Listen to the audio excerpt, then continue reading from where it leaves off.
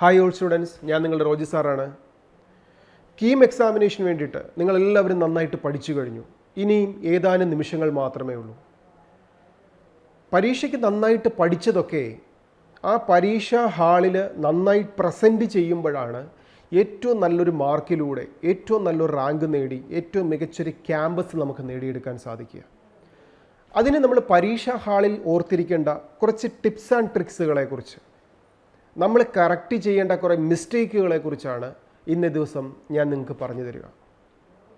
നമുക്കറിയാം, examination, KEAM examination 2 പേപ്പറാണ്, paper 1 and paper 2. Paper 1 എന്ന് പറയുന്നത് ഫിസിക്സ് കെമിസ്ട്രി എക്സാമിനേഷൻ, പേപ്പർ 2 എന്ന് പറയുന്നത് maths examination. Paper 1 engineering, then pharmacy, 2 സ്ട്രീമിലുള്ള കുട്ടികൾ എഴുതണം. മാത്സ് പേപ്പർ 2 എന്ന് പറയുന്നത് എൻജിനീയറിംഗ് സ്റ്റുഡൻസ് മാത്രം എഴുതിയാൽ മതി. ഇനി പേപ്പർ 1 2.5 മണിക്കൂറുള്ള എക്സാമിനേഷനാണ്. കൃത്യം 10 മണിക്ക് എക്സാം സ്റ്റാർട്ട് ചെയ്യും, 12:30 വരെ 120 ക്വസ്റ്റ്യൻസ് ആൻസർ ചെയ്യാൻ 2.5 മണിക്കൂർ, അതായത് 150 മിനിറ്റ്സ്. അതിൽ ഫിസിക്സ് 72 ക്വസ്റ്റ്യൻസ്, കെമിസ്ട്രി 48 ക്വസ്റ്റ്യൻസ്. ഉച്ചയ്ക്കത്തെ പേപ്പർ 2 മാത്സ് തന്നെ 120 ക്വസ്റ്റ്യൻസ്. അപ്പോൾ 150 മിനിറ്റ്സ് കൊണ്ട് 120 ക്വസ്റ്റ്യൻസ് ആൻസർ ചെയ്യുമ്പോൾ നമ്മൾ ശ്രദ്ധിക്കേണ്ട കുറച്ച് കാര്യങ്ങളുണ്ട്. ആദ്യം തന്നെ നമ്മൾ എക്സാമിനേഷൻ ആ ക്വസ്റ്റ്യൻ പേപ്പറിൻ്റെ സീൽ ഓപ്പൺ ചെയ്ത് നമ്മൾ അതിന് മുമ്പായിട്ട് തന്നെ ക്വസ്റ്റ്യൻ പേപ്പറിൻ്റെ ഫ്രണ്ടിൽ നമ്മുടെ രജിസ്റ്റർ നമ്പർ, നമ്മുടെ സിഗ്നേച്ചർ, അതേപോലെ നമ്മൾ എൻട്രി ചെയ്യേണ്ട കാര്യങ്ങളെല്ലാം കൃത്യമായിട്ട് നമ്മൾ എൻട്രി ചെയ്തതിന് ശേഷം ഷാർപ്പ് 10 o'clock സീല് ഓപ്പൺ ചെയ്യാനായിട്ട് ഇൻവിജിലേറ്ററുടെ പെർമിഷൻ കിട്ടിക്കഴിഞ്ഞാൽ ക്വസ്റ്റ്യൻ പേപ്പർ ഓപ്പൺ ചെയ്താൽ 120 ക്വസ്റ്റ്യൻസ് 150 മിനിറ്റ്സ് കൊണ്ട് നമ്മൾ ചെയ്ത് തീർക്കണം. അവിടെയാണ് നമുക്ക് വിജയം. അതിൽ ശ്രദ്ധിക്കേണ്ട കാര്യത്തെക്കുറിച്ചാണ് പറഞ്ഞു തരിക. ഒന്നാമത്തെ ക്വസ്റ്റ്യൻ തൊട്ട് തന്നെ റീഡ് ചെയ്യുക. ഒന്നാമത്തെ ക്വസ്റ്റ്യൻ തൊട്ട് റീഡ് ചെയ്യുമ്പോൾ നമുക്കറിയാം, ഒരു ക്വസ്റ്റ്യൻ ആൻസർ ചെയ്യാൻ നമുക്ക് കിട്ടുന്നത് 1 മിനിറ്റും 15 സെക്കൻഡുമാണ്. പക്ഷേ ശരിക്കും അറിയാവുന്ന ഒരു ക്വസ്റ്റ്യൻ ആണെങ്കിൽ 1 മിനിറ്റും 15 സെക്കൻഡിൻ്റെ ആവശ്യം നമുക്കില്ല. അപ്പോൾ പെട്ടെന്ന് ആൻസർ ചെയ്ത് തീർക്കുന്നവർക്കാണ് 1 തൊട്ട് 120 വരെ നമുക്ക് റീഡ് ചെയ്യാനും അറ്റൻഡ് ചെയ്യാനും സാധിക്കുക. പല കുട്ടികളും വരുത്തുന്ന 1-2 മിസ്റ്റേക്ക് ഉണ്ട്. ഒരു ക്വസ്റ്റ്യൻ അറിയാമെന്ന് തോന്നിക്കഴിഞ്ഞാൽ ആ ക്വസ്റ്റ്യനിൽ തന്നെ കൂടുതൽ ടൈം സ്പെൻഡ് ചെയ്യും. പക്ഷെ അങ്ങനെ ചെയ്തു കഴിഞ്ഞാൽ 2.5 മണിക്കൂർ കൊണ്ട് നമുക്ക് അവസാന ക്വസ്റ്റ്യൻ വരെ വായിക്കാൻ പറ്റാതെ വരും. അപ്പോൾ ഒരിക്കലും അങ്ങനെ ചെയ്യാൻ പാടില്ല. അതേപോലെ ചില കുട്ടികൾ ചെയ്യും, ക്വസ്റ്റ്യൻ വായിച്ചതിന് ശേഷം ആൻസർ OMR ഷീറ്റിൽ തന്നെ ഫില്ല് ചെയ്യുന്നതിന് പകരം ക്വസ്റ്റ്യൻ പേപ്പറിൻ്റെ സൈഡിൽ എഴുതി വെക്കും, ഒന്നുകൂടെ റീതിങ്ക് ചെയ്ത് അവസാനം കോപ്പി ചെയ്യാവുന്ന. ഒരിക്കലും അങ്ങനെ ചെയ്യാൻ പാടില്ല. ഒരു ശരിയായ ആൻസർ കിട്ടിക്കഴിഞ്ഞാൽ അപ്പോൾ തന്നെ അത് ബബിൾ ഫില്ല് ചെയ്യുക. ബബിൾ ഫില്ല് ചെയ്യുന്ന സമയത്ത് ശ്രദ്ധിക്കണം, നമ്മൾ ചെയ്ത ക്വസ്റ്റ്യൻ്റെ ആ നമ്പറിന് സെയിം ഉള്ള OMR ഷീറ്റിലെ നമ്പറിൽ തന്നെ വേണം ബബിൾ ഫില്ല് ചെയ്യാൻ. തിരക്കിട്ട് ചെയ്യുമ്പോൾ ആ OMR ഷീറ്റിലെ നമ്പർ ചേഞ്ച് ആയി പോകാൻ പാടില്ല. പല കുട്ടികളും വരുത്തുന്ന ഒരു മിസ്റ്റേക്കാണത്. അതേപോലെ ബബിൾ ഫില്ല് ചെയ്യുമ്പോൾ ശ്രദ്ധിക്കേണ്ട ഒരു കാര്യം, കൃത്യമായിട്ട് ഡാർക്കൻ ചെയ്യുക.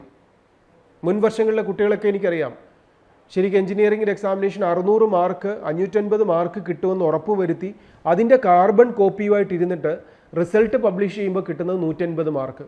റീസൺ, OMR ഷീറ്റിൽ ആ ടോപ്പിലിരിക്കുന്ന ആ ബബിളിൽ ഫില്ല് ചെയ്യുമ്പോൾ നന്നായിട്ട് ഡാർക്കൻ ചെയ്യത്തില്ല. നമുക്കറിയാം, വാല്യുവേഷൻ കമ്പ്യൂട്ടറാണ് ചെയ്യുന്നത്. നല്ല ഡെപ്തിൽ ഡാർക്കൻ ചെയ്തിട്ടില്ലെങ്കിൽ കമ്പ്യൂട്ടർ റീഡ് ചെയ്യത്തില്ല.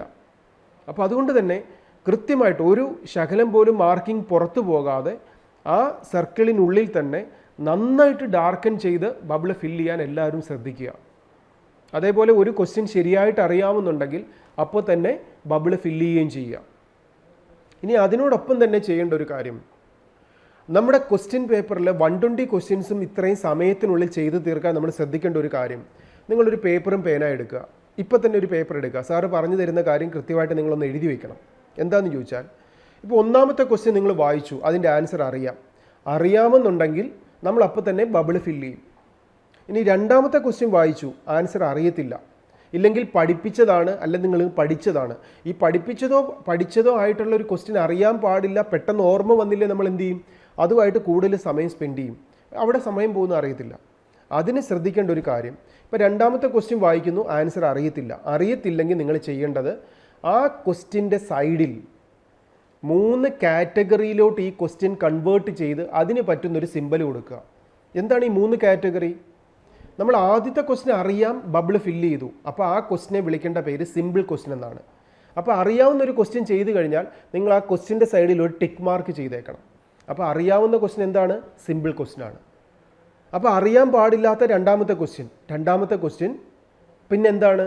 ആദ്യത്തെ അറിയാവുന്നത് സിമ്പിളാണ്. അപ്പോൾ അറിയാൻ പാടില്ലാത്ത ക്വസ്റ്റ്യൻ എന്താണ്? അറിയാൻ പാടില്ലാത്ത ക്വസ്റ്റ്യനെ നമ്മൾ 3 കാറ്റഗറിയിലോട്ട് കൺവേർട്ട് ചെയ്യണം. എന്താണ് 3 കാറ്റഗറി? ഒന്നുകിൽ ആ ക്വസ്റ്റ്യൻ എനിക്ക് ആവറേജ് ആണ്, അല്ലെങ്കിൽ ആ ക്വസ്റ്റ്യൻ എനിക്ക് ടഫാണ്, അല്ലെങ്കിൽ ആ ക്വസ്റ്റ്യൻ എനിക്ക് വെരി ടഫാണ്. എന്താണ് ആവറേജും ടഫും വെരി ടഫിനും തമ്മിലുള്ള വ്യത്യാസം? ആ രണ്ടാമത്തെ ക്വസ്റ്റ്യൻ വായിച്ചപ്പോൾ എനിക്ക് കുറച്ച് സമയം എടുത്താൽ ആൻസർ കിട്ടുമെന്ന് ഉറപ്പുണ്ട്, പക്ഷേ സമയം വേണം. അങ്ങനെയുള്ള ക്വസ്റ്റ്യൻ ആണെങ്കിൽ അത് ആവറേജ് ആണ്. അപ്പോൾ നിങ്ങൾ അതിനൊരു സിമ്പൽ കൊടുക്കുക. എക്സാമ്പിൾ സാറ് പറയുന്നു, അതിനൊരു ബാർ മാർക്ക് ഇട്ട് കൊടുക്കുക.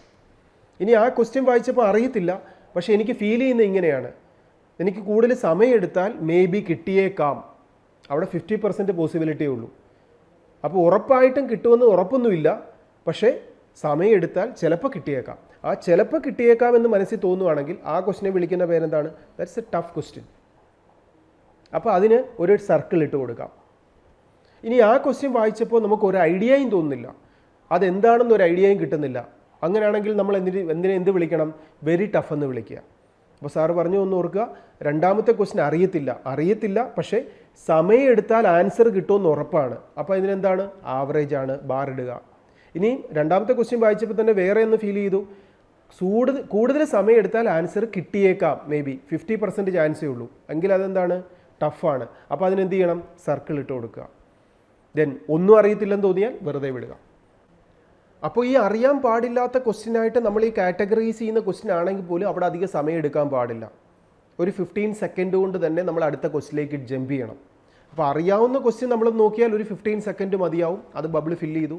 രണ്ടാമത്തെ ക്വസ്റ്റ്യൻ അറിയത്തില്ല എങ്കിൽ ബാർ ഇടുക, അല്ലെങ്കിൽ സർക്കിൾ ഇടുക, അല്ലെങ്കിൽ ബ്ലാങ്ക് ആയിട്ട് വിടുക. അവിടെയും 15 സെക്കൻഡ് എടുക്കാവുള്ളൂ. ദെൻ അതിനുശേഷം അടുത്ത മൂന്നാമത്തെ ക്വസ്റ്റ്യൻ വായിക്കുക. മൂന്നാമത്തെ ക്വസ്റ്റ്യൻ വായിക്കുമ്പോഴും അറിയാമെങ്കിൽ ടിക്ക് മാർക്ക് കൊടുക്കുക, ബബിൾ ഫില്ല് ചെയ്യുക. അറിയത്തില്ലെങ്കിൽ ഒന്നുകിൽ സർക്കിൾ ഇടുക, അല്ലെങ്കിൽ ബാർ ഇടുക, അല്ലെങ്കിൽ ബ്ലാങ്ക് ആയിട്ട് വിടുക, അടുത്തതിലേക്ക് പോവുക. ഇങ്ങനെ കൃത്യമായിട്ട് ഓരോ 15 സെക്കൻഡ്സുകൾ മാത്രം എടുത്ത് ഓരോ ക്വസ്റ്റ്യനും നമ്മൾ ജമ്പ് ചെയ്ത് മുന്നോട്ട് പോവുക. അങ്ങനെ 120 വരെ കംപ്ലീറ്റ് ചെയ്യുക.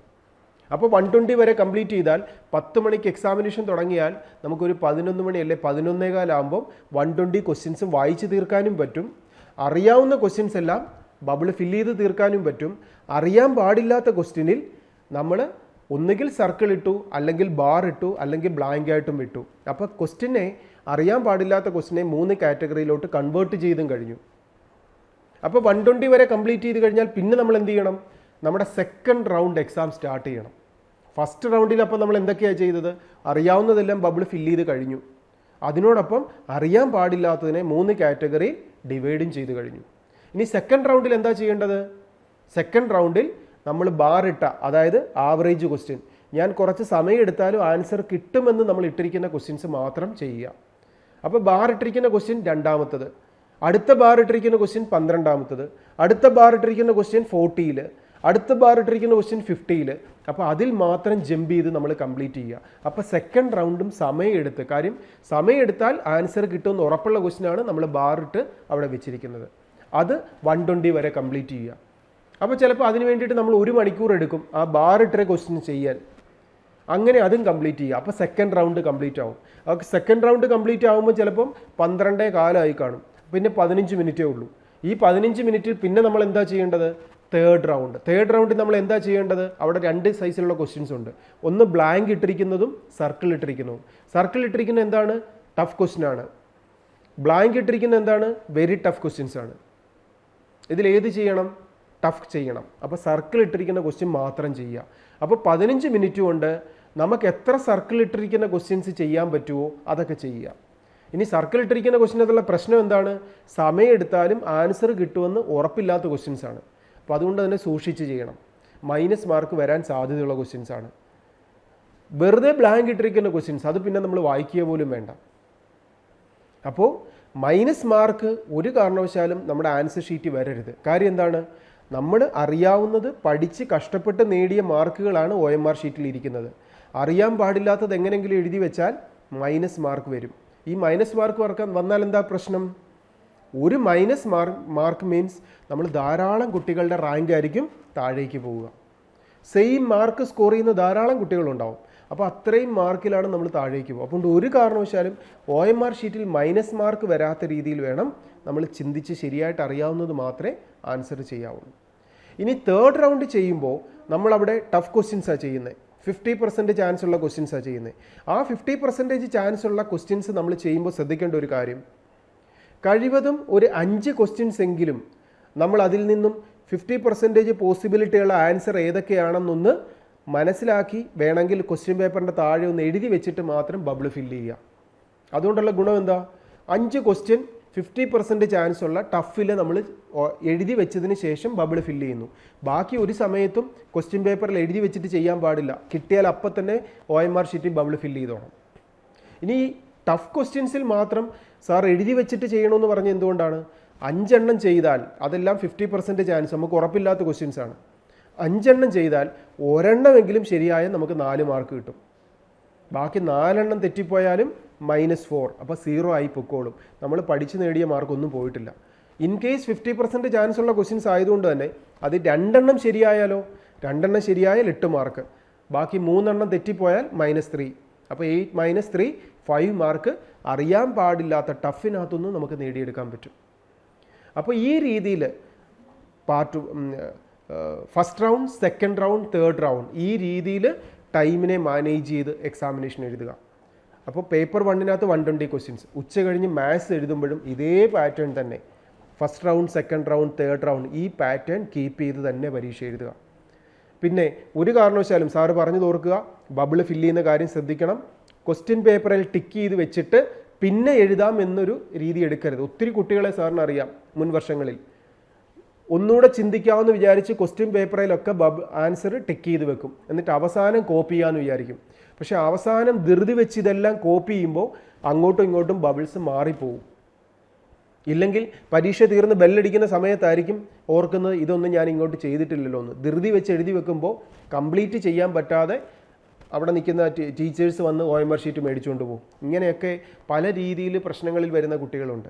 അപ്പോൾ അതുകൊണ്ട് പരീക്ഷയ്ക്ക് നല്ല കോൺഫിഡൻസോടെ എക്സാമിനേഷൻ ഹാളിൽ കയറുക.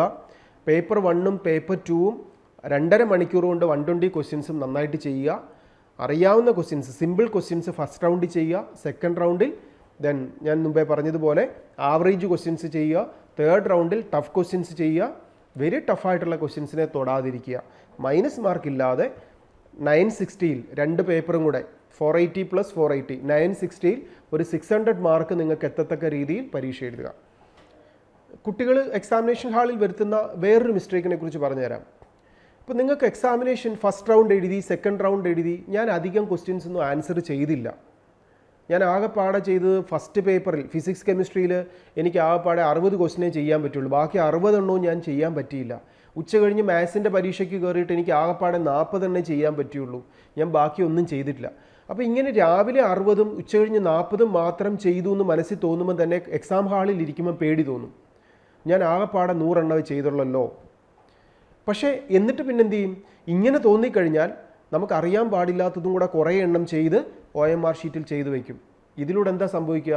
ശരിക്കും ആ 100 എണ്ണം ചെയ്തിട്ട് ഇറങ്ങി പോകുന്നിരുന്നെങ്കിൽ നമുക്ക് 400 മാർക്ക് 400 മാർക്ക് കിട്ടും.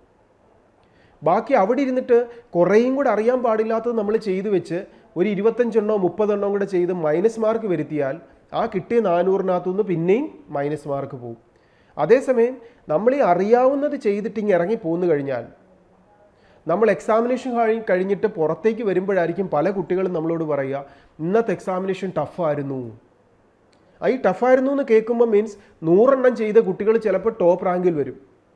പക്ഷെ നമ്മൾ അവിടെ ഇരുന്ന് അന്നേരം ടെൻഷൻ അടിച്ചിട്ട് അറിയാൻ പാടില്ലാത്തതും കൂടെ ചെയ്തിട്ട് ഇറങ്ങിയാൽ എന്താ സംഭവിക്കുക? ഉള്ള റാങ്ക് കൂടെ താഴെ പോകും. നമ്മളൊരു 2 വർഷം മുമ്പത്തെ കീമിൻ്റെ എക്സാമിനേഷൻ ഒന്ന് എടുത്ത് നോക്കിയാൽ വെരി ടഫായിരുന്നു. അന്ന് 400 മാർക്കൊക്കെ കിട്ടിയ കുട്ടികളെ സംബന്ധിച്ചിടത്തോളം 1000-നുള്ളിലെ റാങ്കാണ് വന്നത്. പക്ഷേ അന്ന് അറിയാൻ പാടില്ലാത്തതൂടെ ചെയ്തേച്ച് കുഴുങ്ങി ഇറങ്ങിയ കുട്ടികൾക്ക് വളരെയധികം റാങ്ക് താഴെ പോയി. അപ്പോൾ അതുകൊണ്ട് നമ്മൾ മൈനസ് മാർക്ക് വരുത്താതെ അറിയാവുന്നത് കൃത്യമായിട്ട് ചെയ്യുന്നതാണ് ഏറ്റവും ബെസ്റ്റ്.